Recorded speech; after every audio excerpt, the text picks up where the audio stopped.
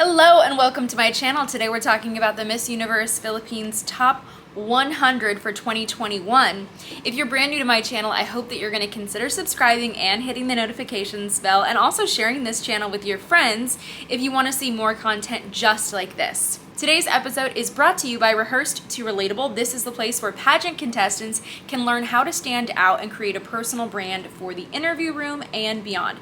If you want to hear more about that, just click the description below. So we have to talk about the top 100. This has been a highly requested episode and I appreciate all of you out there who have been leaving those comments. I love it. So first I want to talk a little bit about the selection process for this and what this is going to be like for this year. This is very unique. It's very different.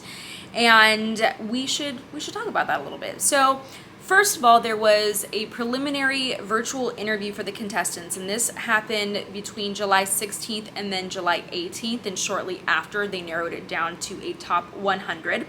What was really great about this that some people mentioned that I can understand and relate to is that by having these auditions essentially virtually, it made it a lot more affordable for many contestants to enter the pageant. It's lowering the costs for them because normally they would have to drive to or travel to Manila to be able to participate in the selection process. So that was one really great thing about this.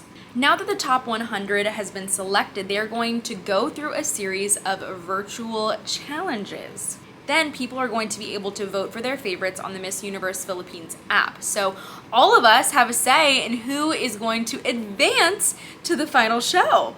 Of course, they're also going to take into consideration judges, assessments, and the organization, of course, is going to be reviewing the contestants as well. So it's this mixture of a selection process. The first challenge is going to be a headshot challenge, so you're going to select your favorite contestants that way. And then after this, we're going to see the contestants get narrowed down to a top 75. So that's a very small cut, actually. I'm pretty surprised we didn't just chop it in half. Now, with that being said, there are so many contestants, and currently, I should have mentioned, the reason I'm dressed like this, as you guys know if you watch my channel, this is not my norm. I'm actually the red carpet host for VIP Pageantry, and I am at the Universal Miss National Pageant. It's their first ever national pageant. So with that being said, it's been a pretty busy week, and what I wanted to do is hear from all of you and tell me who your favorites are.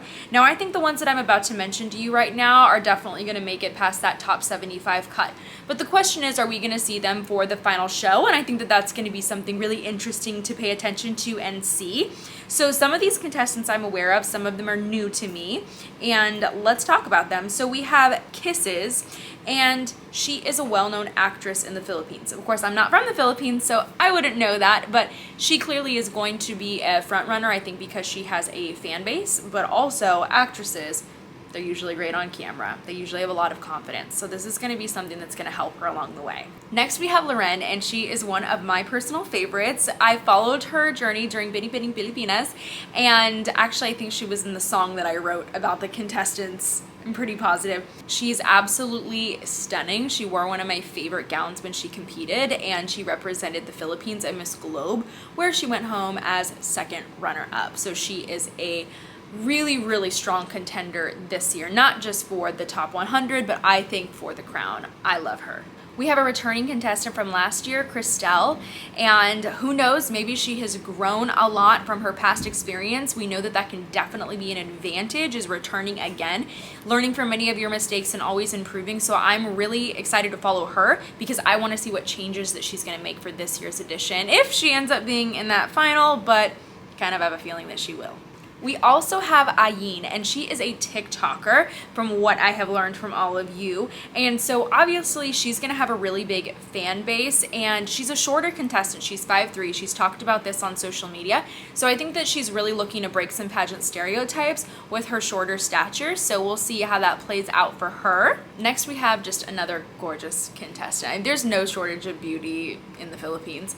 Her name is Katrina, and she represented the United States actually at Miss Supranational, where she was first runner-up. So she's got a lot of stage experience, and you better believe she's coming for that crown, so watch out for her. One of you sent me Steffi and said that she is known as the undefeated queen. Someone please explain in the comments below, but she is stunning. I'm looking at this image of her and just wow.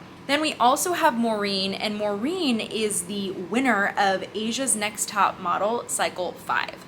So she's going to be a fierce competitor. I would expect from her she's going to have a lot of strong images and do really well on camera in headshot challenges.